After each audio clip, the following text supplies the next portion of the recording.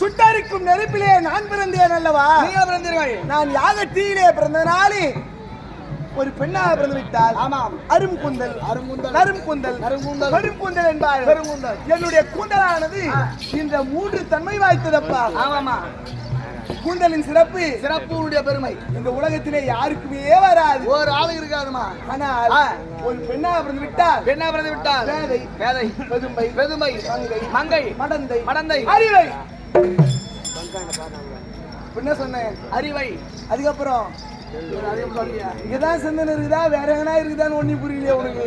ஓ நீ சொல்லிக்காரா இப்படி சாயம் பார்த்துக்கிறமா சவுண்ட் நிக்குமானு அது முன்னாடிக்கிட்டோம் அவங்க ஆடுன்றாங்களே. அவங்க ஆடுதான் ஆடுறாங்க. ஆள் வீடா இல்லைன்னு தெரியலன்னு வச்சுக்கிறேன். நம்முடைய வேலையை நம்ம செய்வோம்.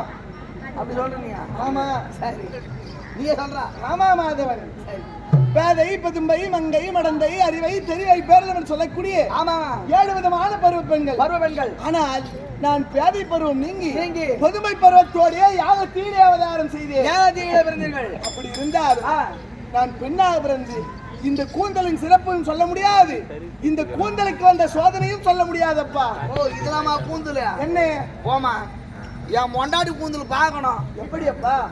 அது அப்புறம் தான் தெரியும். எப்படி? எங்க ஊருக்கு மொத்த பொம்பளுமே என் முன்னாடி போய் போறாம தான். எதனால? என் முன்னாடி தெருக்கு வந்தா போதும். ஆமா என் தெருக்கு ஆம்பளை மொத்த பேர் ஆணும் பாப்பா என் முன்னாடியே. அவ்வளவு அழகா இருப்பாங்க.